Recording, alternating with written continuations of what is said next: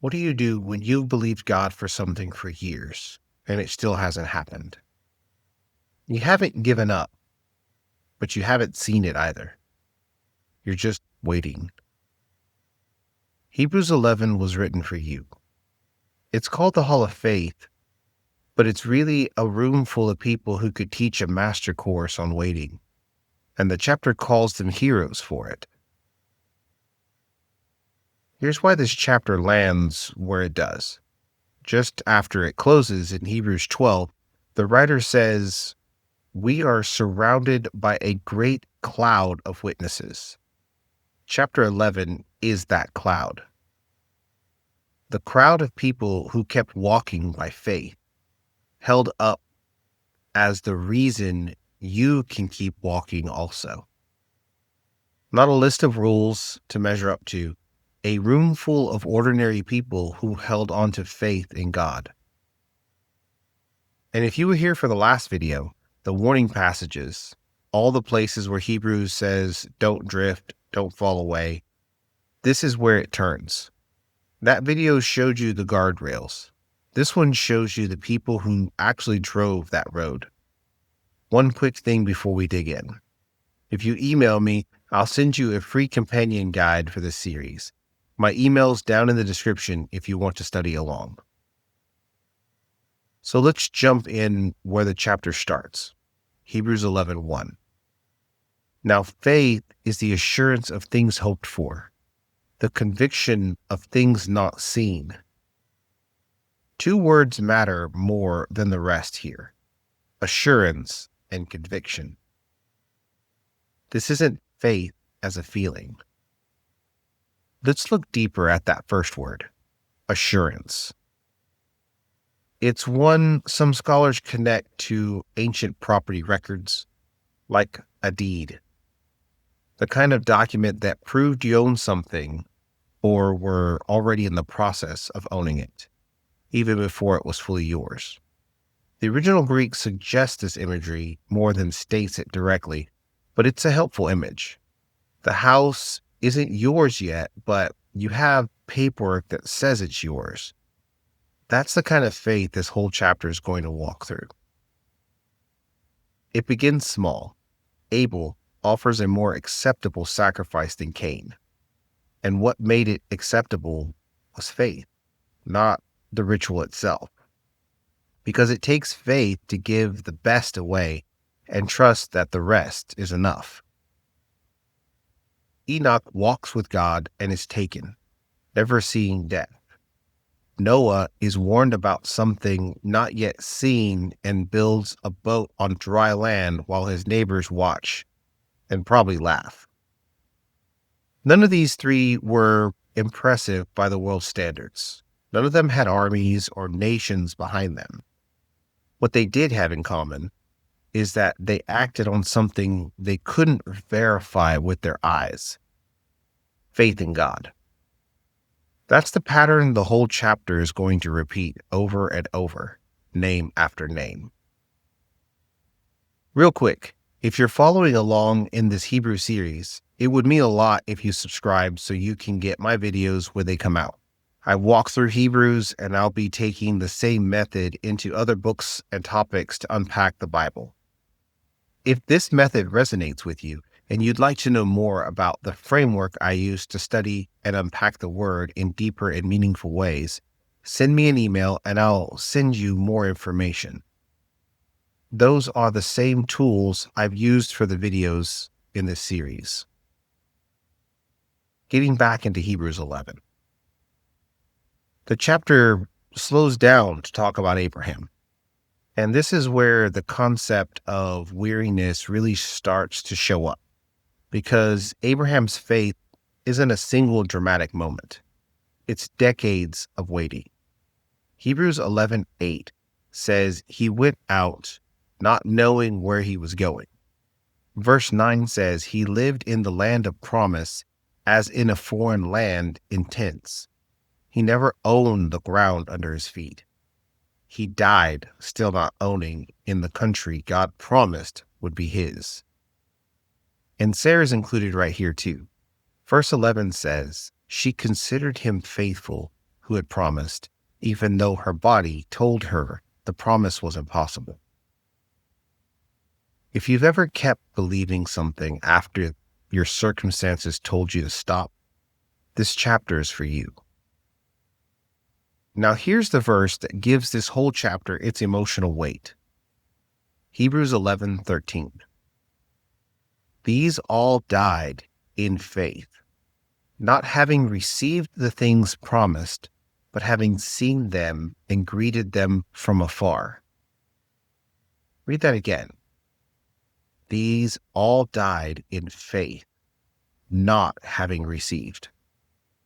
The chapter has just walked you through this whole stretch, Abraham, Sarah, all of them, and then it tells you flatly that they died still waiting, without ever getting the thing they believed for. That's not a footnote. That's the point of the whole exercise. Faith in this chapter isn't defined by getting the promise. It's defined by staying faithful without it. That should reframe how you read your own waiting.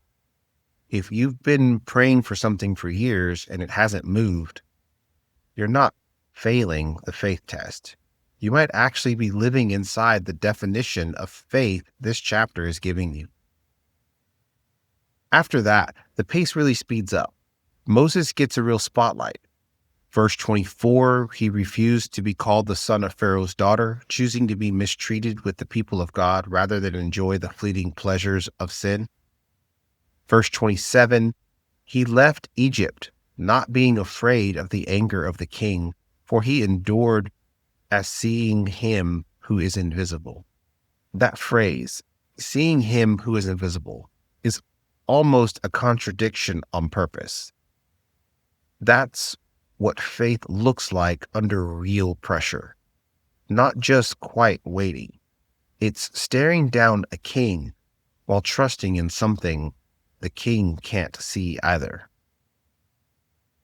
I've been through several seasons of waiting personally.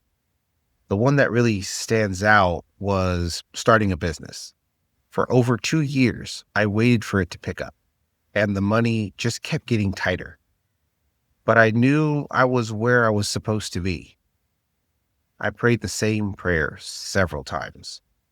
We really need sales, or I don't think we'll make it another month. The sales didn't come. But God sustained me through it. I finally got to the point where I gave it over to God. You'll bring the sales when the time is right. That wasn't easy. But I couldn't deny he was holding me up and that I was right where he wanted me to be. So I waited. And the sales did finally come. And the blessing wasn't just the sales. It was knowing I'd waited in faith and he came through. In the end, it was never really about the sales. It was about trusting that God had a plan and that I just needed to wait to see how he would unfold it. Before the chapter moves on at a bit of a sprint, there's a break, and there's one name that you wouldn't really expect. Verse 31, by faith, Rahab, a Canaanite, an outsider, a woman with a past the text doesn't tidy up. She's not a patriarch. She's not a prophet. She starts outside the covenant line completely. And yet she lands in the same hall of faith as Abraham and Moses. That's the tell for what this chapter actually counts as faith. Not pedigree, not a clean record. Just believing God enough to act on it when acting on it comes with real cost. And then verse 32 hits, and the chapter changes gears completely. And what more shall I say? For time would fail me to tell of Gideon, Barak, Samson, Jephthah, of David and Samuel and the prophets. The writer basically throws his hands up. There are too many names, too many stories. So he starts compressing. and what he compresses into is one of the most intense passages in the whole New Testament. Verse 33 to 38. Some conquered kingdoms, some stopped the mouths of lions, quenched raging fires, and then without a breath in between, others were tortured, refusing to accept release. Others suffered mocking and flogging, and even chains and imprisonment. They were stoned. They were sawn in two. They were killed with a sword. Verse 38 says the world was not worthy of them. That's not a typo. The chapter puts the triumphant stories and the brutal ones in the same sentence, on purpose, because faith in this chapter was never a formula for winning. Some by faith escaped the sword. Others by faith were killed by it. Same faith, different outcome. That should take pressure off you if you've ever believed that enough faith guarantees an easy road. This chapter says otherwise, in plain language, without apology. So, what's actually holding all of this together?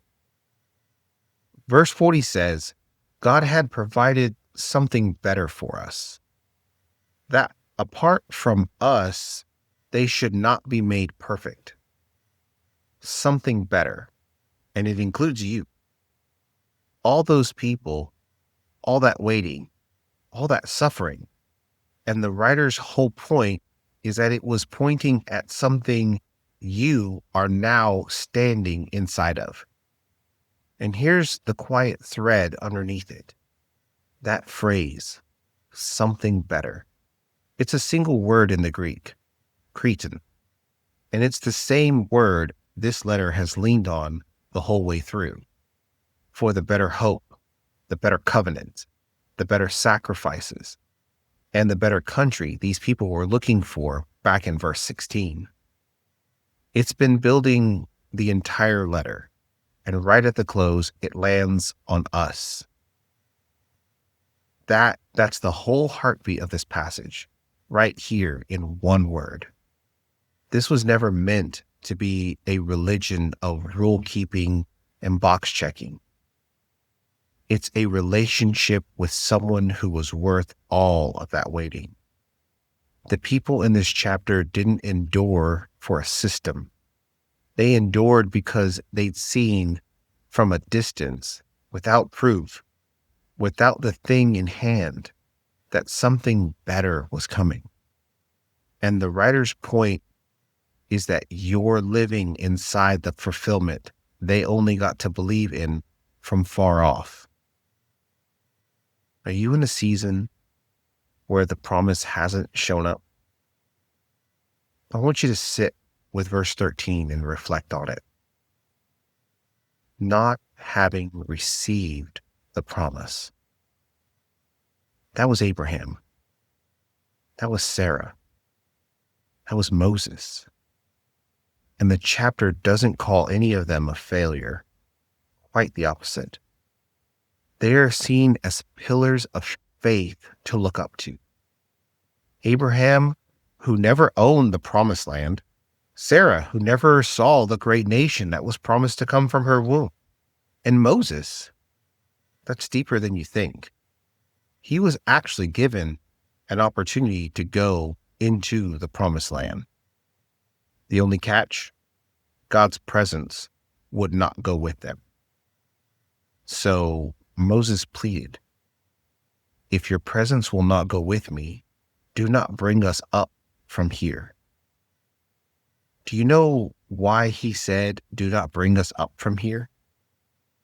Because he valued the presence of God more than the promised land itself.